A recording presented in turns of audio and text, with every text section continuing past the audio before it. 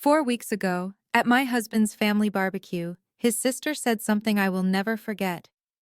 If you disappeared tomorrow, no one would even notice. They thought it was just a joke. They thought I'd laugh it off, like I always had. They were wrong. I simply raised my hot dog and said, "Challenge accepted." That night, I vanished from their lives. And what happened after that, when I reappeared a year later, changed the way they saw me forever. But to understand how I could walk away so easily, you need to know how I spent 7 years surviving as an outsider in that family. My name is Emily Crawford, or it was before I became Emily Ashford. 32 years old. 7 years married to Trevor Ashford, heir to Ashford Capital Management in Savannah, Georgia. Old money. 4 generations. The kind of family where your last name opens doors before you even speak. I wasn't born into that world. I grew up in Macon, 2.5 hours away. My father fixed cars. My mother cleaned houses for families exactly like the Ashfords. I worked my way through Georgia Southern University on a hospitality management scholarship. I was good at what I did, confident, clear about my future. Then I met Trevor at the country club where I worked part-time behind the bar. He was charming, attentive. He saw me, or so I thought. Within a year, we were married. And for 7 years, I slowly disappeared. But the real breaking point came 4 weeks ago. The annual Ashford family summer barbecue. It was always the same, 35 to 40 guests, their 6-acre waterfront estate, manicured lawns, imported hydrangeas, casual wealth that doesn't need to announce itself. I'd spent the entire week preparing. Menu coordination, floral arrangements, table settings, making sure every detail met what Diane, my mother-in-law, called Ashford standards. That Saturday morning, Trevor left early for golf with his father, Harrison. "You'll handle everything, right?" he said, kissing my forehead absently. "You always do." I did. I always did. By noon, I'd been at the estate for 4 hours, setting up, adjusting, perfecting. Diane had walked through twice, making small corrections to my work, moving a centerpiece 3 inches left, swapping my linen napkins for hers. "This isn't quite Ashford standard, dear," she'd said. Not unkindly, just matter of fact, like I was staff receiving feedback. I'd brought my grandmother's peach cobbler. The recipe was handwritten on a card yellowed with age. It took me 3 hours to make. The one dessert that had received genuine compliments in past years. I set it carefully on the dessert table. Within minutes, Diane moved it to the back. Veronica's store-bought tiramisu took center stage. 1:30 p.m., the main table on the patio. I was seated between Trevor's elderly Uncle Frank, who was hard of hearing, and an empty chair reserved for Veronica, Trevor's younger sister. She arrived late, as always, with her fiancé, Justin Canterbury, tech entrepreneur. 6 months together, already planning a wedding. "We just booked the mansion on Forsyth," Veronica announced, loud enough for everyone to hear. "The most exclusive venue in Savannah." The table erupted in congratulations. Diane beamed. "Veronica has such exquisite taste. The venue rental alone is $25,000. I picked at my potato salad. There was a lull in conversation. A rare opening. I took it. "The mansion is beautiful," I offered, keeping my voice light. "I actually helped coordinate a wedding there last year. If you need vendor recommendations," Veronica cut me off mid-sentence. "Oh, Emily." She smiled that saccharine smile. "That's sweet. But we're working with premier vendors." Pause. "Not the budget level you usually deal with." Light laughter rippled around the table. My face flushed, but I tried again. "I just thought my experience might be helpful." "Honestly," Veronica interrupted, with a theatrical sigh, "if you disappeared tomorrow, no one would even notice." She waved her hand dismissively. We'd still have a perfect wedding. Dad would still run his business. Trevor would still... Another wave. Everything would be fine. The table erupted, not in shock, not in my defense, in laughter. Diane tittered behind her napkin, like it was the cleverest thing she'd heard all day. Harrison coughed into his fist, grinning. Even Uncle Frank, who probably hadn't heard the actual comment, joined in because everyone else was laughing. And Trevor, my husband. Trevor chuckled into his beer. Something inside me went very still, very quiet, very clear. I didn't cry, I didn't yell. I didn't stand up and make a scene they could later use as evidence of my emotional instability. Instead, I raised my glass of sweet tea. I locked eyes with Veronica, and I said, clearly enough for the entire table to hear, "Challenge accepted." A brief, confused silence fell.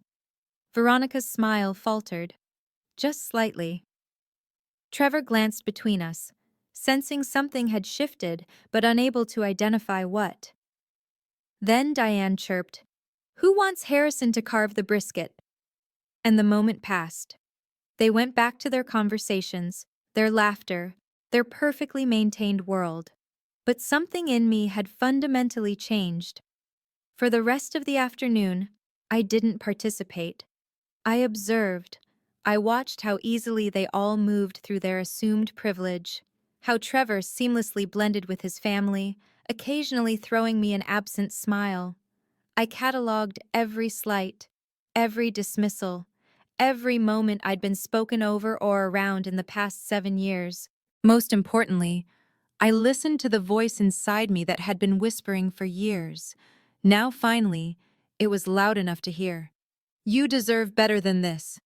The voice wasn't angry, it was just done. By 4:30, when we gathered our things to leave, my decision was made. The only question was how to execute it.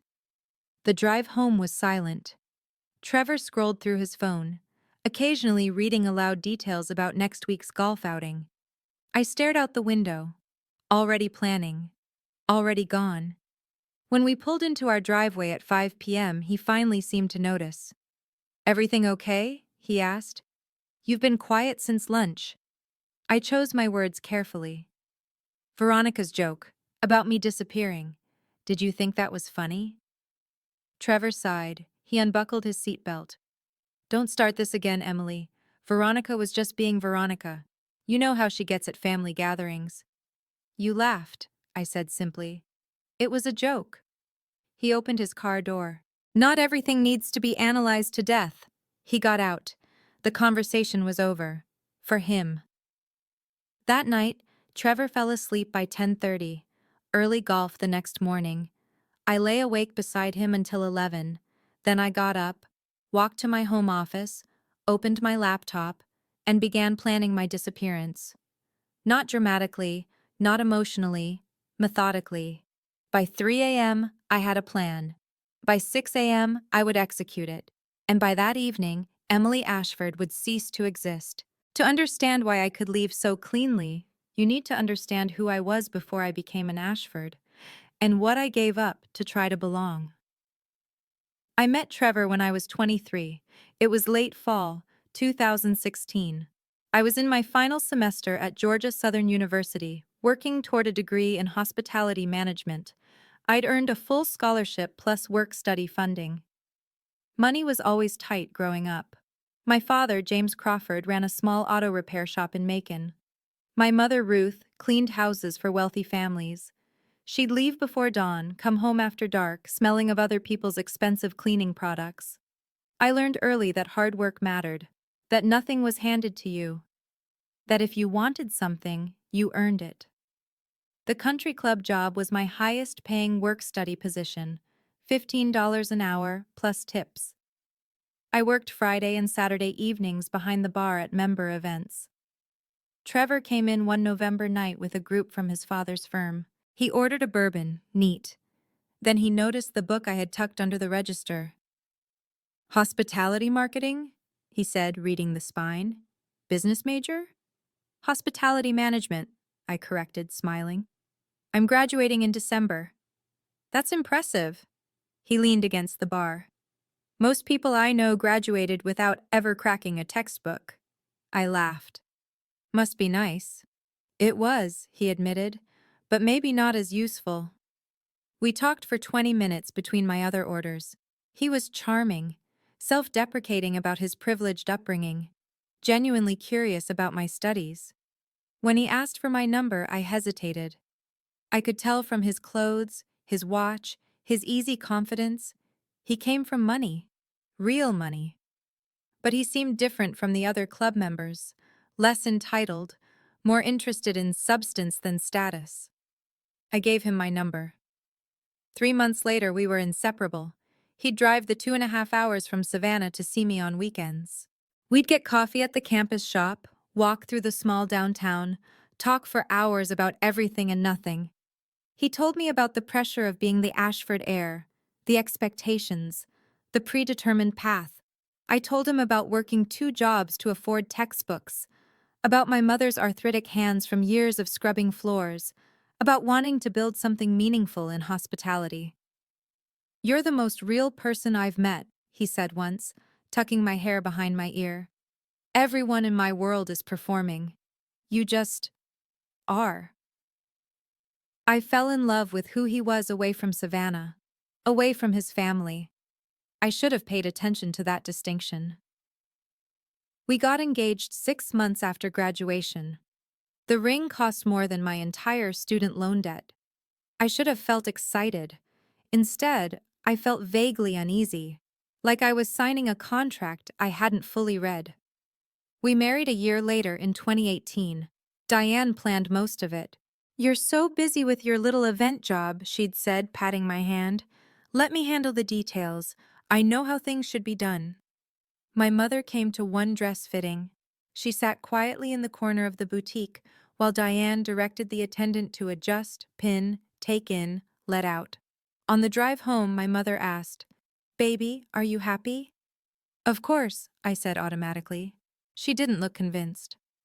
The first major sacrifice came 4 months into our marriage. I received a call from the Ritz-Carlton in Atlanta. They wanted me for an assistant manager position in their events department. $52,000 a year. Benefits. Clear promotion track. It was everything I'd worked toward. I was ecstatic. When I told Trevor that evening, his face fell. "Atlanta?" he repeated. "It's only a 3-hour drive," I said quickly. "We could make it work." "Emily." He took my hands. "I need to be near my family. Dad's grooming me to take over parts of the business. He's 58. This is time sensitive." "What about my career?" "You'll find something in Savannah," he assured me. "We're building a life together. That matters more than any single job." I wanted to argue, but he looked so earnest, so certain this was the right choice. And I'd been raised to believe that marriage meant compromise. So I turned down the Ritz-Carlton. I accepted a position at a small event venue in Savannah called The Pearl. $34,000 a year, $18,000 less than Atlanta. When I mentioned it to Diane at Sunday dinner, she smiled. "Oh, The Pearl, how quaint. At least now you'll understand how real events are done, dear." As if the Ritz-Carlton wasn't real. As if my degree, my scholarship, my years of work weren't real. Trevor squeezed my hand under the table. His silent signal, "Don't engage." So I didn't. I just smiled and changed the subject. That became my pattern. Smile, nod, change the subject. The second sacrifice was financial. By 2019, I'd saved $43,000. It had taken me 6 years of careful budgeting. Some came from work, some from leftover scholarship funds I'd invested conservatively. It was my safety net, my proof that I could stand on my own. That year, Veronica launched a startup, a hospitality app connecting venues with vendors. She needed seed funding to show outside investors that the family believed in her. At a family dinner, Harrison turned to me. "Emily, you understand the industry. What do you think of Veronica's concept?" I gave honest feedback. The idea had potential but needed refinement in the user interface. Diane smiled warmly. "See, Veronica? Even Emily thinks it's good." 2 weeks later, Veronica asked me directly, "Would you want to invest? Family investment shows we have confidence. It'll help us secure the real money." I hesitated. $43,000 was everything I had. Trevor encouraged me. It's family. We support each other. That's what the Ashfords do. I invested $28,000. The startup folded 18 months later. Veronica moved on to a job at her father's firm without missing a beat. When I gently asked about the investment, she looked genuinely confused. "That's what family does, Emily. We support each other's dreams." Pause. "Besides, you didn't really need that money, did you? Trevor makes enough for both of you." I did need it, but my needs had never been the priority. That same year, Trevor made some investment mistakes. His words: $15,000 in credit card debt. He was embarrassed to tell Harrison. "Dad will think I'm irresponsible," he said, pacing our bedroom. "This could affect my position at the firm." So I paid it. With the last $15,000 in my account, my balance went to zero. But I was still lucky to be part of this family, still fortunate to have married into the Ashfords. The third sacrifice was harder to measure. It happened in tiny increments over 7 years. I planned every family event: Thanksgiving dinner, Christmas brunch, birthday celebrations, anniversary parties.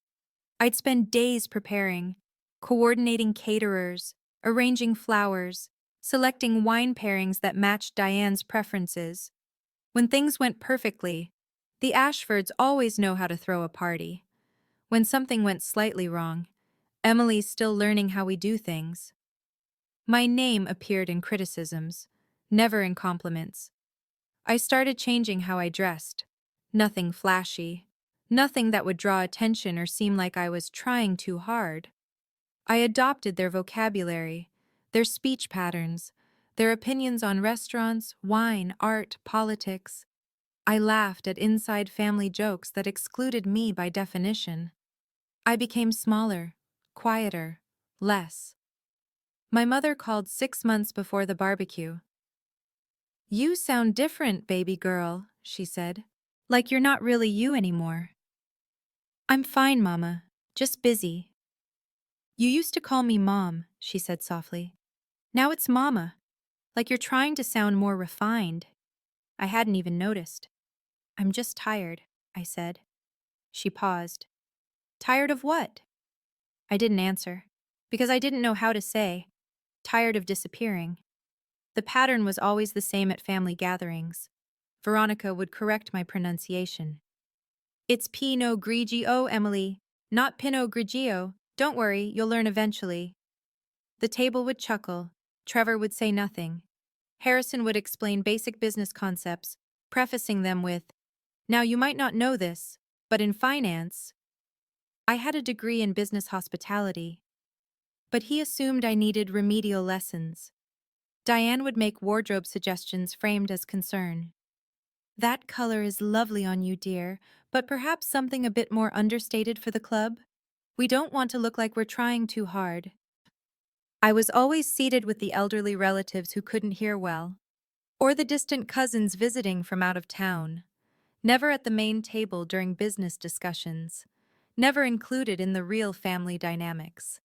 I became infrastructure, necessary for functions to run smoothly, but invisible as a person. I remember who I was at Georgia Southern, president of the Hospitality Management Student Association. I organized campus networking events. I had clear opinions and wasn't afraid to voice them. I had friends who valued my input. I had professors who saw my potential. I had confidence. My college roommate Jenna visited 3 years into my marriage. We met for coffee in downtown Savannah. "Em," she said carefully, studying my face, "what happened to you?" "What do you mean?" "You used to be the most confident person I knew. You'd walk into a room and command attention without trying." I laughed it off. "I grew up. That's what happens." "No." She shook her head. "You're shrinking, like you're trying to take up less space." "That's ridiculous," I said. But that night, I cried in the bathroom while Trevor watched television in the next room. Because Jenna was right. I was disappearing, and I was complicit in my own erasure. By the summer of 2023, I'd become a ghost, going through motions, performing the role of Emily Ashford, while the real Emily Crawford died a little more each day. My client list at work had dwindled. I'd stopped pitching creative ideas because they were always not quite right for the venue's aesthetic. My friendships had atrophied. I rarely saw people from college. The few Savannah friends I'd made were Trevor's friends' wives, women who tolerated me but never quite included me. My professional confidence had eroded to almost nothing. I'd look at my work and second-guess everything: the color palette, the table arrangement, the timeline. What if Diane thought it was tacky? What if Veronica made a cutting comment? What if Trevor was embarrassed? I'd stopped trusting my own judgment. At 23, I'd known exactly who I was. At 32, I barely recognized myself in the mirror. So when Veronica said, "If you disappeared tomorrow, no one would even notice," she wasn't being cruel. She was being honest. In their world, I was already invisible. The real me had disappeared years ago. All that was left was the performance of Emily Ashford. And that night, after the barbecue, I decided the performance was over. That night, Trevor fell asleep by 10:30. He had an early tea time with his father. 7 a.m. He needed rest. I lay beside him in the dark, staring at the ceiling, listening to his steady breathing. At 11 p.m., I got up. I didn't turn on lights in the hallway, just moved quietly to my home office and closed the door. I opened my laptop. The screen's glow felt harsh in the darkness. I pulled up a fresh browser window and typed, "Apartments Charleston SC." My hands didn't shake. I didn't cry. I felt something I hadn't felt in years. Clarity. I searched methodically. One-bedroom apartments, month-to-month leases, furnished options, price ranges I could afford on my salary alone. Then I searched. Divorce lawyer, Savannah, Georgia. I opened a notepad document and began listing everything I'd need. Bank accounts, separate finances, documentation of joint assets, my personal documents, items that were unquestionably mine. By 1 a.m., I had 12 tabs open. Apartments, legal resources, job listings in Charleston hospitality, moving truck rentals. By 3 a.m., I had a rudimentary plan. It wasn't perfect, but it was a start. I closed the laptop and sat in the dark office for a long moment. This was real. I was actually doing this. By 6 a.m., I'd hear Trevor's alarm. He'd kiss me goodbye, drive off to golf with Harrison, and then I'd begin. I went back to bed at 3:30. Trevor never stirred. I didn't sleep, I just waited. At 6 a.m., Trevor's alarm went off. He showered quickly, dressed in his golf clothes. I pretended to still be asleep. "Love you," he murmured, kissing my forehead. "I'll be back around 3. The front door closed at 6:15. His car pulled out of the driveway. I counted to 60. Then I got up and called Jenna. She answered on the third ring, voice thick with sleep. "Em, it's 6 in the morning. Are you okay?" "I need help," I said. "I'm leaving Trevor, today." Silence. Then, "What do you need?" Not, "Are you sure?"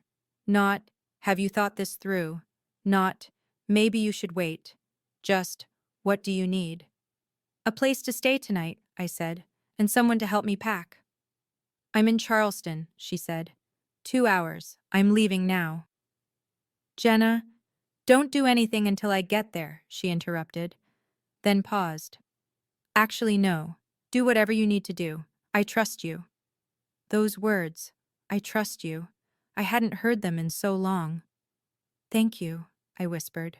"I'll bring coffee," she said, "and boxes. See you at 8. Jenna arrived at exactly 8 a.m. with 3 large coffees, packing tape, and a stack of flattened boxes.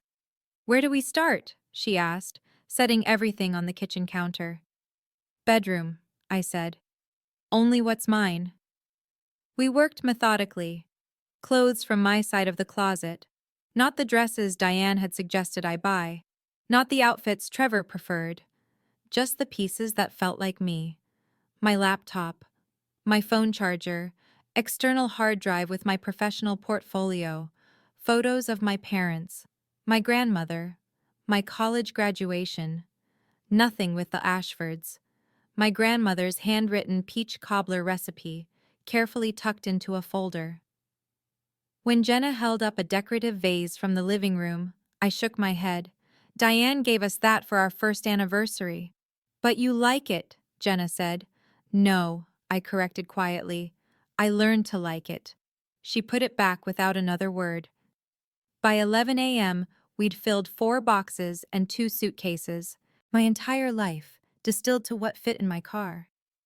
While Jenna organized items in the garage, I sat down at the kitchen table with my laptop. I pulled up our joint bank account. Balance, $47,200. I did the math twice to be certain. Half was $23,600. I logged into my personal account, the one I'd maintained separately throughout our marriage, despite Trevor's suggestions to simplify into joint accounts. I transferred exactly $23,600, not a penny more. Then I pulled up our shared bills spreadsheet. Mortgage payment due next week, $1,500. My half, $750. Utilities average, $200 monthly. My half, $100. I wrote a check for $1,850 and left it on the counter. My share of upcoming obligations, paid in full. Jenna watched from the doorway. You could take more, she said quietly, after everything you put in. No, I said, 50-50. I want them to have 0 legitimate complaints. You're being too fair. I'm being strategic. I documented every transaction, screenshots, spreadsheets, a clear paper trail showing I'd taken only what I was legally entitled to. At 1 p.m., I sat down to write the letter. I kept it simple, clinical. Trevor, I need time away to reevaluate our marriage. I've taken only what is mine and contributed my share to outstanding bills. Please respect my need for space and do not contact me. My lawyer will be in touch. Emily. I printed it and set it on the kitchen counter. Next to it, I placed a second sheet of paper. If you disappeared tomorrow, no one would even notice. Veronica Ashford. July 23, 2023. Ashford Estate Summer Barbecue. Witnesses, approximately 35 to 40 guests. Just the facts. Date, location, context. Then I took off my wedding ring. The diamond caught the afternoon light. I set it on top of the letter. It felt lighter than I expected. At 2:30 p.m., Jenna and I stood in the driveway. My car was packed. Everything I truly needed fit in the trunk and back seat. You ready? Jenna asked. I looked back at the house. White suburban colonial, perfectly manicured lawn.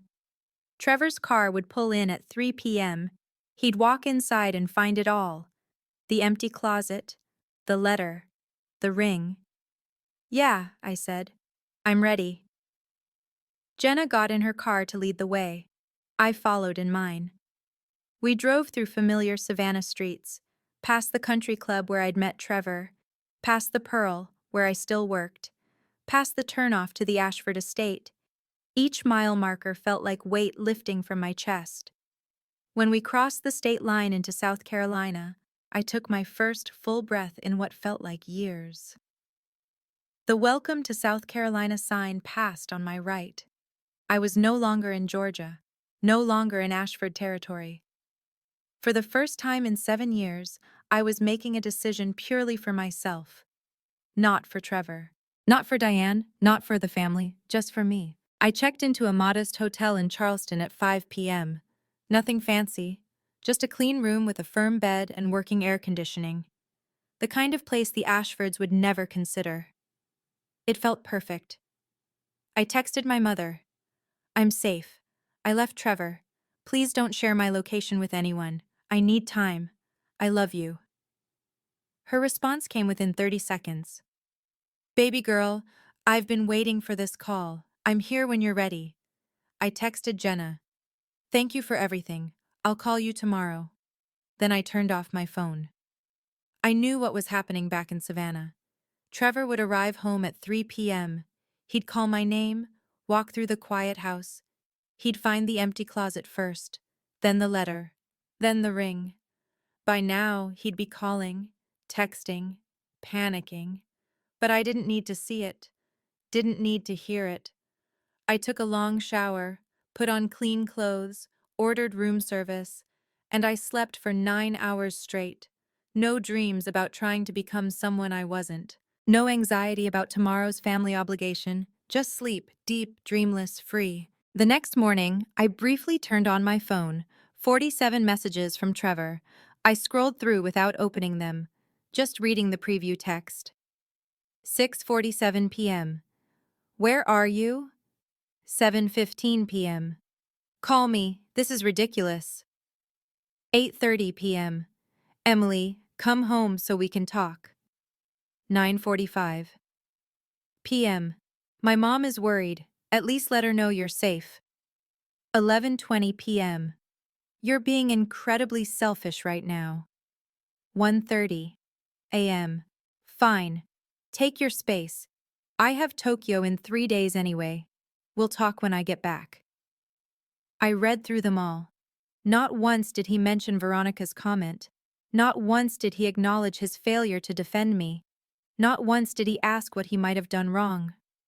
It was all about my overreaction, my timing, my selfishness. I sent one text to my mother. I'm safe. I'll call you in a few days. Please tell no one where I am. Then I turned the phone off again. I opened my laptop and pulled up the Charleston hospitality job listings I'd bookmarked 2 nights ago. The challenge had been accepted. Now came the hard part, building a life where my presence actually mattered. Charleston welcomed me with 3 days of steady rain. Jenna had found me a month-to-month furnished studio in her neighborhood. 500 square feet, creaky wood floors, a bay window overlooking a small courtyard. After the sprawling suburban house I'd shared with Trevor, it should have felt claustrophobic. Instead, it felt like a cocoon. It's nothing fancy, Jenna apologized as she helped me carry boxes up the narrow stairs. But the landlord doesn't ask questions and the location is great. I set down a box and ran my hand along the kitchen counter. Worn, but solid. It's perfect, I said. It's mine. That first week was pure survival mode.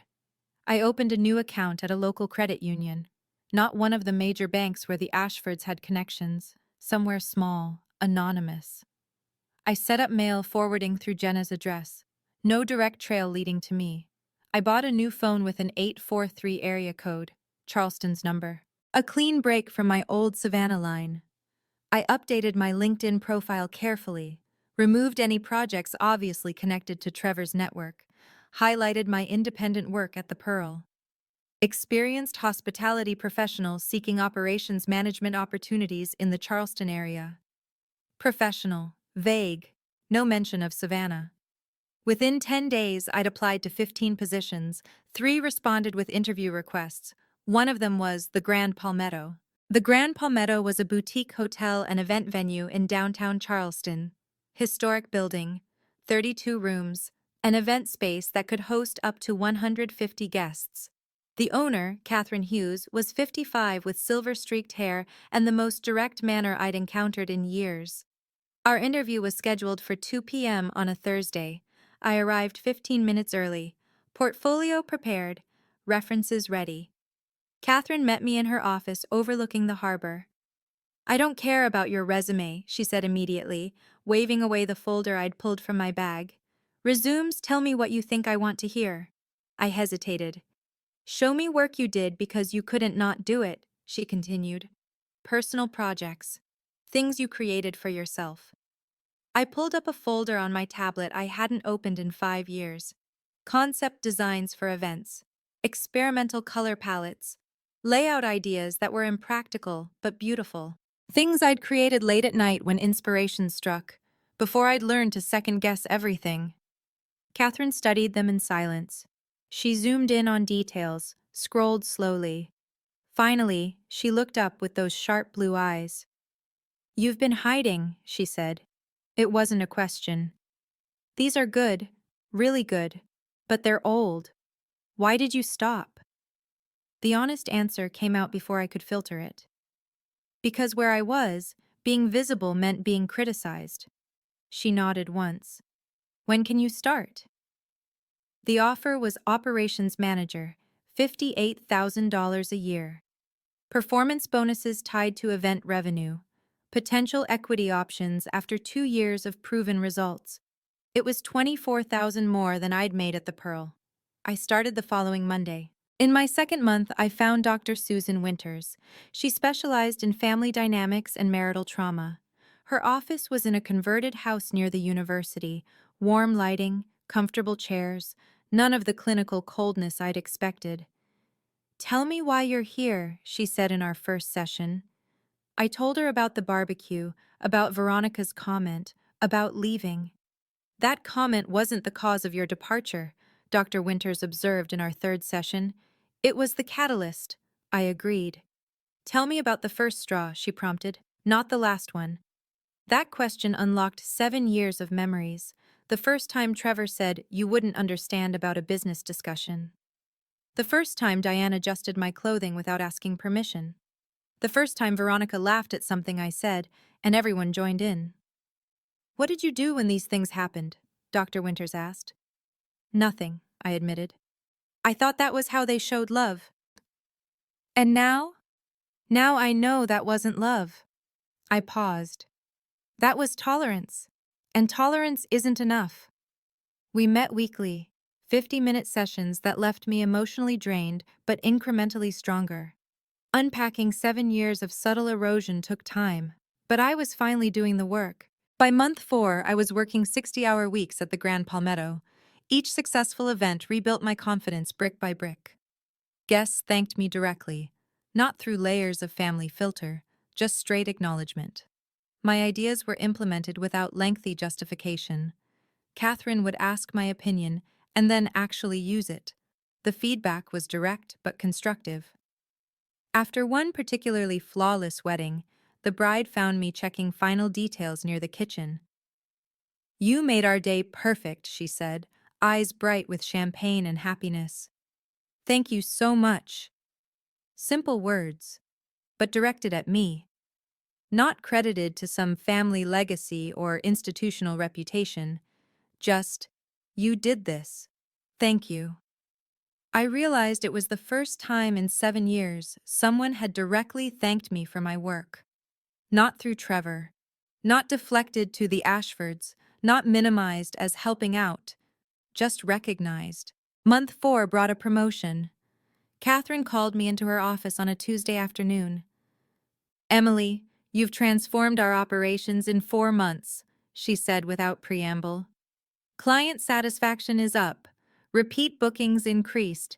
You've trained staff to think proactively instead of reactively." She slid a folder across her desk.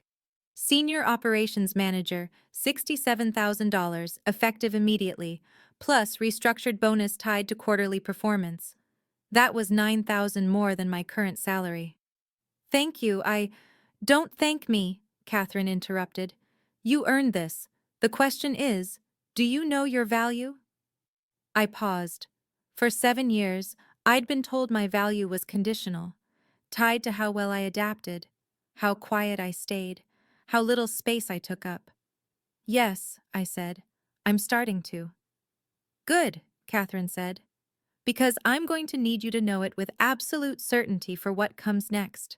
Month 7 changed everything. Catherine asked me to stay after work one evening. "I'm thinking about expanding," she said, pulling up property listings on her computer. "There's a historic venue that just went into foreclosure. Beautiful bones, harbor views, needs extensive renovation." She turned the screen toward me. The Marianne Estate. Even in the distressed listing photos, I could see its potential. "I want a partner," Catherine continued, "not just an employee, someone with vision and operational expertise." "I don't have capital for investment," I said immediately. "I don't need your money," she replied. "I need your vision and work ethic. Sweat equity. You contribute expertise and management. I'll handle the investor funding." Why me? Because you care about every detail like it's your own. She smiled. And it will be your own. 30% equity stake in exchange for managing the acquisition and renovation. I stared at her. That's a significant offer. It's a significant opportunity for both of us. I thought about it for exactly 3 seconds. Yes, I said. By month 10, we'd closed on the Marianne estate. Purchase price plus renovation budget, $380,000. Funded through Catherine's investor network. I managed the entire project. For 3 months, I practically lived at that property, meeting with contractors, selecting finishes, redesigning the layout for optimal event flow. Walking through the gutted space for the first time, Catherine asked, "Can you see it?" I looked at water-stained walls, broken chandeliers, peeling wallpaper. "Garden ceremony space here," I said, pointing to the back terrace. "Remove this interior wall to create flow between cocktail area and reception hall. Harbor view windows as the focal point." "You don't just see the space," Catherine observed. "You see what it should be." "That's what I've always done," I said quietly. "I just never got to do it for myself before." The renovation took exactly 3 months. We opened in early August. The first wedding booked within a week. Then another. Then 5 more. Within a month, we were booked solid for the next 18 months. By month 13, August 2024, I was unrecognizable from the woman who'd fled Savannah. I owned 30% equity in the Marianne estate. My combined income between that and my senior operations role at the Grand Palmetto was approximately $95,000 annually, nearly triple what I'd made in Savannah. I'd cut my hair to a shoulder-length bob with subtle caramel highlights. My wardrobe had shifted from Ashford-approved neutral to professional Southern chic. But the biggest change was internal. I stood differently, held eye contact, voiced opinions without the old anxiety of immediate contradiction. In month 11, I'd met Nathan at a friend's dinner party, Dr. Nathan Price, emergency room physician at the medical university, kind, direct, genuinely interested in what I had to say. On our first date, he asked about my work. "I co-own an event venue," I said, "and manage operations for another property." "That's impressive," he said. "How long have you been in Charleston?" "Almost a year, fresh start."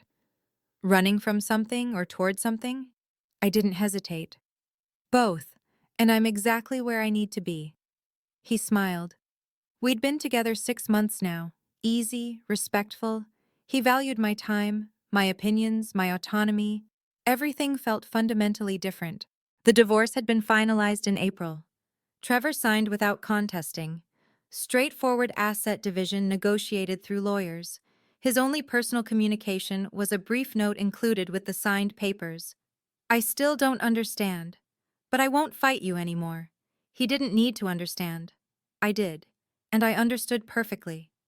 By August 2024, Emily Crawford had rebuilt herself completely, not into someone new, into who she'd always been before she started shrinking to fit someone else's life. Veronica had said if I disappeared, no one would notice. She was right. The person who disappeared was Emily Ashford, the performance I'd maintained for 7 years. The person standing here was Emily Crawford. Confident, successful, visible. And Charleston was paying very close attention. I'd accepted Veronica's challenge in a way she never anticipated. I disappeared from their world entirely and built my own. Now, standing in my office at the Marianne estate, reviewing bookings that stretched into 2026, I felt something I hadn't felt in years. Pride. Not in what I'd survived, in what I'd created. And in exactly 4 days, Veronica would discover what happened when you challenge someone to disappear, because her wedding venue had just burned down, and the only available replacement in a 100-mile radius was mine. 6 weeks before Veronica's wedding, fate intervened. The mansion on Forsyth Park, Savannah's most prestigious venue, suffered a kitchen fire in early July. No injuries, but significant structural damage. The venue was unusable for the foreseeable future. Veronica's $60,000 wedding, scheduled for August 17th, was suddenly homeless. I heard about it through industry contacts. The hospitality world is small, news travels fast. Her wedding planner, Sylvia Morrison, went into immediate crisis mode. Every premium venue in Savannah was already booked for peak August weekends. Sylvia expanded her search radius. 50 miles, 75, 100. Nothing available. Finally, someone in her network mentioned a new property in Charleston. The Marianne Estate. Stunning renovation, harbor views, glowing early reviews. And according to the online calendar, one miraculous Saturday in August showed available. August 17th. The inquiry came through our website contact form on a Wednesday afternoon. I was reviewing quarterly financials when our receptionist, Maria, forwarded the email. High-budget wedding inquiry, she noted. 60,000 total budget, August 17th. Wedding planner sounds desperate. I opened the email. Client names, Veronica Ashford and Justin Canterbury. I stared at the screen for a full minute. Catherine walked past my office, then backed up when she saw my face. Everything okay? I know this client, I said carefully. Personally. She came in and closed the door. Bad history? You could say that. Do you want to decline? I could.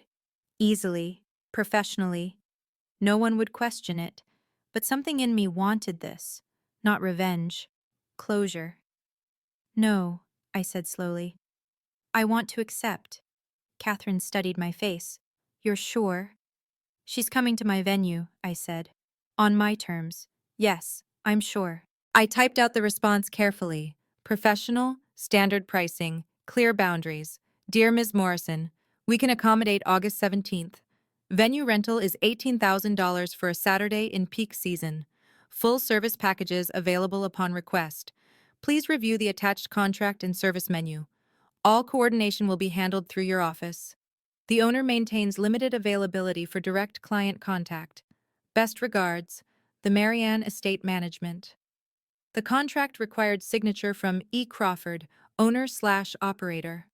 My maiden name, not Ashford. 2 days later, the signed contract arrived. Veronica had agreed to everything. Price, terms, communication protocols. She had no other choice, and she had no idea who owned the venue. Maria brought me the executed contract that Friday. $18,000 secured, she said happily. This'll be our biggest booking yet. Yes, I said quietly. It will be. For the next 6 weeks, all coordination happened through Sylvia. Veronica wanted to discuss floral arrangements directly with the owner.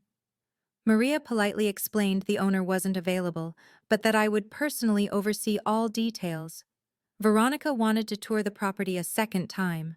We scheduled it for a Tuesday when I had a site visit in North Charleston. She never saw me. Every email, every phone call, every question was filtered through professional channels. I reviewed every detail personally: floral proposals, menu selections, timeline, setup diagrams, not to sabotage, to perfect. Because the Marianne Estate's reputation mattered more than personal history, and because I wanted her wedding to be flawless. I wanted her to see what I was capable of when I was finally visible. 1 week before the wedding, I sat in Dr. Winter's office for my regular Thursday session. "How are you feeling about Saturday?" she asked. "Surprisingly calm," I said. "Why surprisingly?" "Because a year ago, the thought of facing them would have paralyzed me." She nodded. "And now?" "Now I realize they're just people. People whose opinions no longer define me." "Do you think they'll recognize you?" "Eventually, yes. I'm planning to be visible during the reception." "How does that feel?" I considered. Like closing a circle. Not in anger, just completion. Dr. Winters smiled. "That's growth." I chose my outfit carefully that week. An emerald green dress, sophisticated but distinctive. The kind of dress Emily Ashford would never have worn to an Ashford family event. Too bold, too noticeable. Exactly right for Emily Crawford. Nathan offered to attend as support. "Do you want me there?" he asked over dinner Tuesday night. "I need to do this myself," I said, "but thank you for offering." He reached across the table and squeezed my hand. "Call me when it's over?" "I will." He understood boundaries, respected autonomy. Everything felt different with him. Saturday morning, August 17th, 2024.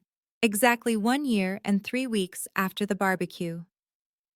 I arrived at the Marianne estate at 6 a.m. The ceremony was scheduled for 2 p.m. Reception at 5:30.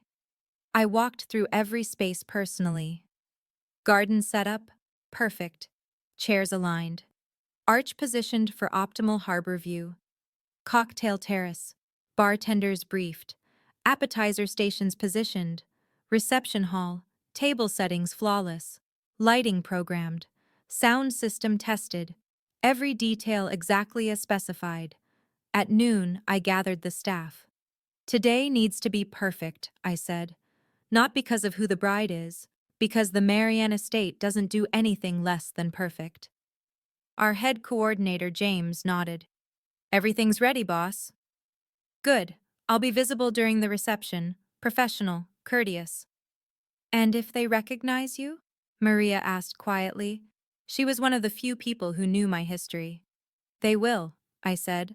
"That's the point." At 1 p.m., I retreated to my office. The window overlooked the garden ceremony space. I watched from there as guests began arriving. Black SUVs, luxury sedans, valet parking filling up. Then I saw the Ashford family cars. Harrison's Mercedes, Diane's Lexus, Trevor's BMW. My breath caught, just for a moment. Then I exhaled slowly. They were just people, wealthy, privileged, accustomed to getting their way, but just people. At 2 p.m., the ceremony began. I watched from my office window. Veronica walked down the garden aisle in a dress that probably cost more than most people's cars. Beautiful, radiant. Trevor stood as best man beside Justin. He looked thinner than I remembered, tired around the eyes. Diane dabbed at tears in the front row. Harrison looked proud. The ceremony lasted 30 minutes. My team executed it flawlessly. Perfect timing, smooth transitions, no visible hitches. As guests moved to cocktail hour, I allowed myself a small smile. Professional satisfaction. This was excellent work. At 4 p.m. during cocktail hour, I needed to check on catering flow in the main hallway. I moved quietly, reviewing setup. That's when I heard Diane's voice carrying from the Harbor View terrace. She was speaking to a cluster of guests I didn't recognize. "The venue is absolutely divine," she was saying. "Whoever owns this estate clearly understands true elegance. So much better than some of those newer establishments." One of her companions asked, "Do you know the owner?" "No, everything was coordinated through the wedding planner. But clearly they come from good breeding to create something this refined." I stood in the hallway, just out of sight. Good breeding, not hard work, not vision, not expertise. Breeding. I smiled slightly. Some things never changed. At 5:15, I returned to my office and changed into the emerald dress. Hair touched up, makeup refreshed, professional armor in place. Catherine texted, "You've got this." Nathan texted, "Thinking of you, proud of you." I looked at myself in the small mirror behind my desk. The woman looking back was Emily Crawford, confident, successful, ready. At 5:30, reception dinner service began. I gave it 15 minutes to settle, then I walked out of my office, into the reception hall, into view. Time to be seen. I walked into the reception hall at 5:45 p.m. Dinner service was underway. Guests at their assigned tables, waitstaff moving smoothly between courses. I moved through the room with professional purpose, checking details, catering flow, wine service, timing, legitimate reasons to be visible. That's when Veronica saw me. She was mid-bite at the bride's table, center of the room, fork halfway to her mouth. Our eyes met across 30 feet of reception space. I watched recognition dawn on her face in slow motion. Confusion first, then doubt, then certainty. Emily? The word came out loud enough that surrounding tables paused their conversations. Trevor's head whipped around from the family table 10 feet away. Diane's champagne glass froze mid-air. Harrison stared, confusion written across his face. I walked calmly toward the bride's table, professional smile in place. "Good evening," I said pleasantly. "I'm Emily Crawford, owner of the Marianne Estate. I wanted to personally ensure everything meets your expectations tonight." Silence. Complete silence at both the bride's table and the Ashford family table. Veronica's mouth opened, closed, opened again. You own this place?" "Co-owner, yes," I confirmed. "We acquired and renovated the property last fall. You're actually our 47th wedding this year." I paused, letting that sink in. "We're very proud of what we've built." The number felt right, specific, real. Veronica was still processing, unable to form coherent words. Justin, her groom, looked between us with growing concern. Trevor stood up abruptly, nearly knocking over his chair.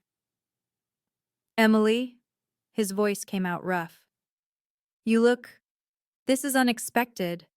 I turned to him, cordial but distant. "Hello, Trevor. Congratulations to your family. The ceremony was lovely." "We've been trying to reach you," he said. "The lawyer said everything was handled appropriately through legal channels." I interrupted smoothly. "Our divorce was finalized in April." Diane's sharp intake of breath was audible across the room. "Finalized?" she repeated, voice tight. I nodded. "Yes. Clean division of assets. Everything settled." I didn't elaborate, didn't justify, just stated facts. Harrison pushed back his chair, attempting to reassert some paternal authority. "This is highly irregular," he blustered. "If we'd known the owner was—" I cut him off, professionally, politely. "You'd have what, Mr. Ashford? Chosen a different venue?" He hesitated. "Sylvia contacted 12 properties before finding us. We were Veronica's only available option for August 17th. I paused. "This is a standard business transaction. Your daughter is receiving excellent service at fair market rate. That's what matters." The power dynamic had completely shifted. Harrison had built an empire on negotiations and leverage. Here, he had neither. Diane appeared at my elbow, her practiced social smile firmly in place. "Emily, darling," she said with forced brightness, "what a surprise to see you. We had no idea you were involved with this venue." "No reason you would," I replied evenly. "I've been in Charleston for 13 months, building my business." "How enterprising," Diane managed. The word hung in the air. Enterprising. The kind of compliment that wasn't quite a compliment. I smiled slightly. "Yes, it has been." Veronica finally found her voice. "Well," she said defensively, "it's a beautiful venue. I suppose we should—" "Thank you." "No need," I said. "You're paying full price, $18,000 for venue rental, standard rate for peak August Saturday." I let that number land. Then I looked directly at Veronica. "You once said something at a family barbecue. Do you remember?" Her face went pale. "You said if I disappeared tomorrow, no one would even notice." The surrounding tables had gone completely quiet. "You were right about one thing. I did disappear. From a life where I was invisible." I gestured to the venue around us. The flowers, the lighting, the flawless execution. "What you're experiencing tonight, every detail you see. This is what I'm capable of when I'm actually seen." Beat of silence. "Now, if you'll excuse me, I have a wedding to run. Enjoy your evening." I turned and walked away, calm, dignified, unbothered. I heard Trevor call after me, but I didn't stop, didn't turn around, just kept walking, professional, composed, exactly as I'd planned. From my position near the bar, I watched the Ashford family table descend into whispered chaos. Diane leaned in close to Harrison. Urgent conversation. Trevor kept staring across the room at me. Veronica was struggling to maintain her bride composure while Justin tried to understand what just happened. Other guests had noticed the tension, curious glances, murmured speculation. But dinner service continued. My staff maintained perfect professionalism. Whatever personal drama unfolded, the event would be flawless. At 6:30, Trevor found me near the kitchen entrance. Emily, please, can we talk? Privately? This is a professional event, Trevor. We have nothing personal to discuss. Our lawyers settled everything. But I didn't know. He gestured helplessly. About all this. You never told me you wanted to own. I told you many things over 7 years, I said quietly. You weren't listening. I walked away before he could respond. Second time tonight. It was getting easier. At 7 p.m., Harrison rose to give his father of the bride toast. I was standing near the back of the room with Catherine, who'd arrived to observe the event execution. Family is everything, Harrison proclaimed, raising his champagne glass. We Ashfords stick together. We support each other. We lift each other up through all of life's challenges.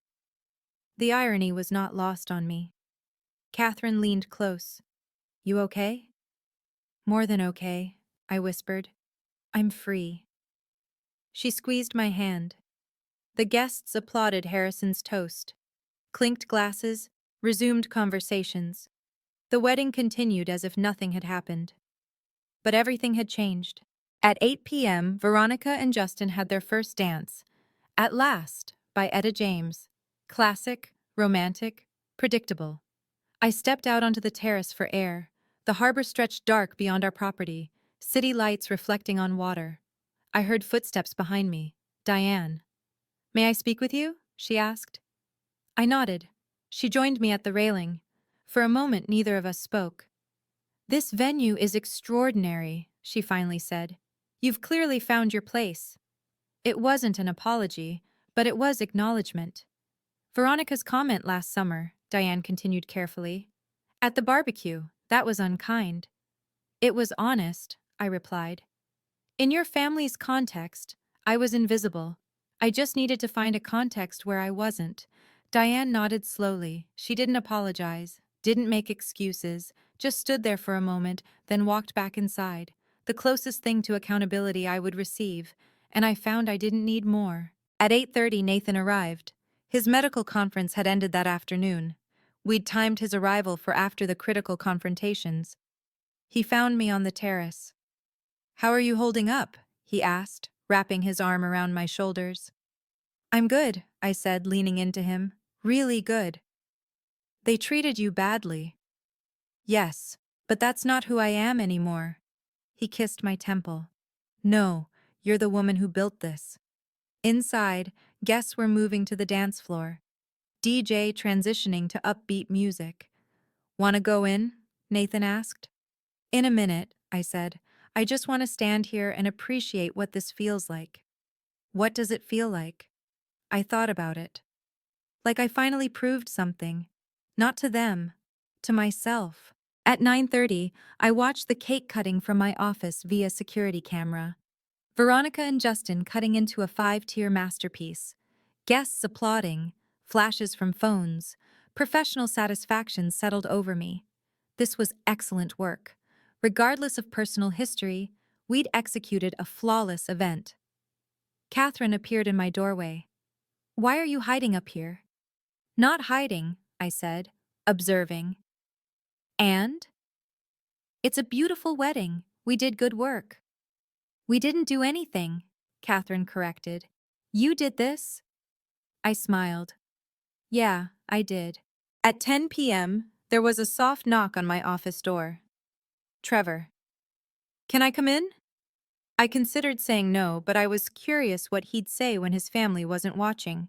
Briefly, he entered and closed the door, stood awkwardly near the bookshelf. I was wrong, he said without preamble. About everything. You were never the problem. I know, I said simply. I've been in therapy, he continued, since you left. Dad thought it was unnecessary, but I needed to understand. That surprised me. I'm glad, I said sincerely. My therapist helped me see how I failed you, how I didn't stand up for you. Not against Veronica, not against Mom, not even against my own expectations that you'd just adapt to whatever we needed. He ran a hand through his hair. I keep thinking about that barbecue, about Veronica's joke and how everyone laughed, how I laughed. His voice cracked slightly. I didn't understand what you meant when you said challenge accepted, and I thought you were being dramatic. And now? Now I realize you were declaring independence from all of us. We sat in silence for a moment. Is there any chance? He stopped, started again. Not now, but eventually. Is there any chance for us? I looked at him, at the man I'd loved for 8 years. I felt affection, compassion, even a whisper of the old attraction, but the connection was severed, not by anger, by growth. No, Trevor, we both needed to become different people. I'm glad you're discovering who you are outside your family's expectations, but we're done. He nodded, tears forming in his eyes. I'm sorry I didn't see you. I'm sorry I waited so long to see myself. We shook hands. Civil. Final. He left the office. The door closed behind him. The last chapter officially over. At 11 p.m., the reception concluded. Guests filed out to valet. Veronica and Justin departed in a vintage car with tin cans and streamers. The Ashford family loaded into their vehicles. No one looked toward my office window. No one waved goodbye. Perfect symmetry. They'd ignored my presence when I joined their family. They'd ignored my presence tonight. The difference was, now I didn't care. They were irrelevant to my life. At 11:30, I walked through the empty venue with Catherine and Nathan, candles burning low, flowers still fresh, evidence of a perfectly executed event. Another successful wedding, Catherine said. The best one yet, I agreed. Nathan wrapped his arm around my waist. You created something beautiful tonight. We did, I said. The whole team. Stop deflecting, Catherine said gently. You led this. Own it. I smiled. Yes, I did this. Not in spite of them, without them, and that made all the difference. Sunday morning, I woke up in my Charleston apartment to sunlight streaming through the bay window. I made coffee and sat at my small kitchen table with my laptop. There was an email from Sylvia, the wedding planner. Subject, thank you from the bride. I opened it. Emily, Veronica asked me to pass along. Thank you for making the day beautiful, despite everything. I stared at the message for a long moment. Despite everything. As if my competence existed in opposition to our history. As if professionalism was surprising given the circumstances. I closed the email without responding. I didn't need her thanks, didn't need her acknowledgement. The wedding had been flawless because that's the standard I held myself to, not for her, for me. Instead, I opened the Marianne Estates Instagram account. I selected 3 professional photos from the wedding, the garden ceremony, the reception hall, the cake cutting, beautiful images, expertly captured by our photographer. I wrote a simple caption, Congratulations to Veronica and Justin, wishing you a lifetime of seeing each other clearly, professional, classy, unbothered. I hit post. Within an hour, we had 50 new followers, 3 venue inquiries, 2 messages complimenting our work. Catherine texted, Perfect caption. You're a class act. Nathan texted, That's my girl, proud of you. I sat back with my coffee and allowed myself a small smile. This was success, not revenge, not vindication, just the quiet satisfaction of work well done. Monday morning, I was back at my desk by 8 a.m. Emails to answer. Vendor invoices to approve. A site visit scheduled for Wednesday. Normal operations. My phone rang at 9:15. Unknown Charleston number, I answered. The Marianne Estate, this is Emily. Hi, my name is Rebecca Chen. I was a guest at the Ashford wedding on Saturday. I'm getting married next June, and after seeing your venue, I have to ask, do you have any availability? I pulled up our calendar. June has a few Saturdays open. When were you thinking? June 14th? I clicked through. That's available. Would you like to schedule a tour? Absolutely, as soon as possible. We booked her for Thursday afternoon. After I hung up, I sat back in my chair. This was the third inquiry directly from Saturday's wedding. Word of mouth, referrals, organic growth. The business was thriving. Not because of the Ashford name, in spite of it. No, not even in spite of it. Completely independent of it. That afternoon, Catherine stopped by my office. I've been thinking, she said, settling into the chair across from my desk. We should expand the partnership structure. What do you mean? You've proven yourself 10 times over. I want to increase your equity stake to 40%. You've earned it. I blinked. Catherine, that's non-negotiable, she interrupted. You transformed this property. You built the reputation. You deserve ownership that reflects that contribution. I don't know what to say. Say yes. I laughed. Yes, thank you. Good. My lawyer will draw up the paperwork. She stood to leave, then paused at the door. You know what I admire most about you? What? You never made yourself smaller to make others comfortable. Not here, not with me, not with clients. I did once, I said quietly. For 7 years. But not anymore, Catherine said. And that's what matters. Wednesday evening, I had dinner with my mother at a small restaurant near the College of Charleston. She'd driven up from Macon, first time visiting my new life. We ordered shrimp and grits, sweet tea, pecan pie for dessert. You look different, baby girl, she said, studying my face across the table. Different how? Like you can breathe again. I smiled. I can. I'm proud of you, she said, reaching across to squeeze my hand. For leaving, for building this, for knowing your worth. You taught me that, I said. You worked 2 jobs to give me opportunities. You never let anyone make you feel small. I also stayed quiet when I should have spoken up, she said.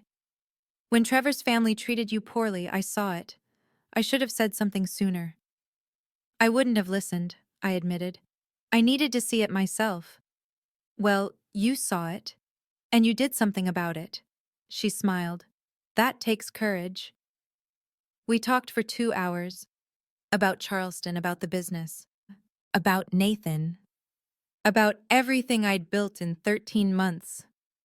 When we said goodbye in the parking lot, she hugged me tight. You're exactly where you're supposed to be, she whispered. I believed her. Friday afternoon, I received a LinkedIn message. From Trevor. Emily, I know we said our goodbyes on Saturday, but I wanted you to know I resigned from Ashford Capital this week. I'm moving to Seattle, starting over in a city where no one knows my family name. My therapist thinks it's healthy. I think it's necessary. You were right. We both needed to become different people. I hope you're happy. You deserve to be. T. I read it twice. Then I typed a brief response. Trevor, I'm glad you're finding your own path. I wish you well. Emily Short, kind, final. I meant it. I did wish him well. His journey wasn't my concern anymore, but I could hope he found what he needed. That evening, Nathan and I took a walk along the Battery. The sun was setting over the harbor, families strolling, tourists taking photos. You've been quiet today, he observed. Just thinking, I said. About? About how different everything is. A year ago, I was terrified, uncertain, starting from zero. And now?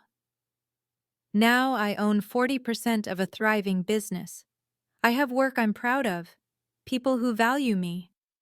I squeezed his hand. A relationship where I don't have to shrink to fit. You never had to shrink, Nathan said. They just convinced you that you did. That's the thing about gaslighting, I said. You don't realize it's happening until you're already small. We walked in comfortable silence for a while. Do you regret it? Nathan asked. Any of it? I thought about that. I regret the time lost, but I don't regret learning the lesson. Which is? That the opposite of disappearing isn't being noticed. It's becoming so fully present in your own life that external validation becomes unnecessary. He smiled. That's very wise. I had a good therapist. We laughed. The following Tuesday, I was reviewing our booking calendar when I noticed something. We were fully booked through December 2025, 18 months of confirmed events. The Marianne Estate had become one of Charleston's premier venues in less than 6 months of operation, not through Ashford connections, not through old money networks, through excellent work, word of mouth, authentic reputation. I'd built something real, something mine, something that would exist long after the people who'd dismissed me had forgotten my name. Looking back now, I understand what Veronica's comment really was. Not cruelty, a gift. She challenged me to disappear. I did, but not in the way she meant. I disappeared from a life where I was diminished, where my worth was conditional, where love came with terms and requirements. And I reappeared in a life where I was valued, where my contributions mattered, where I could finally breathe. The best response to being invisible isn't demanding to be seen, it's finding the light where you already are. Sometimes the people who make you feel small are actually showing you that you're in the wrong room. The answer isn't to fight harder for a seat at their table, it's to build your own table and make it beautiful. I learned that you can't negotiate with people who've decided you're disposable. You can only remove yourself from systems that require your erasure. And when you do, when you finally walk away from people who can't see your value, you discover something profound. You don't need them to acknowledge what you've built. You just need to keep building. 3 months after Veronica's wedding, I received a handwritten note, forwarded through our business address. The return address was Seattle. From Trevor. Emily, I drove past a coffee shop yesterday and thought of you. Not of us, just of you. The woman I met behind the bar at that country club. The one who was confident and clear about her future. I finally understand what you tried to tell me for 7 years. I wasn't listening. I'm learning to listen now. Thank you for having the courage to leave. It forced me to look at things I'd been avoiding. I hope Charleston treats you well. You deserve a life that sees you. Trevor. I folded the letter and put it in a drawer. Not to keep as a trophy, just as a reminder of who I'd been, who I'd become, and why the journey mattered. If you've ever felt invisible in your own life, if you've ever shrunk to fit someone else's expectations, I want you to know something. You're not overreacting. You're not too sensitive. You're not asking for too much. You're finally seeing clearly. And that clarity is the first step toward freedom.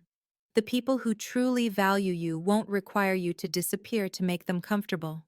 They'll celebrate the space you take up. If you've made it this far in my story, thank you for listening. If any part of this resonated with you, I'd love to hear your thoughts. And remember, the life you're meant to live is waiting on the other side of the courage to walk away from the one that's making you small. You deserve a table where your presence is celebrated, not just tolerated. Build it. Take care.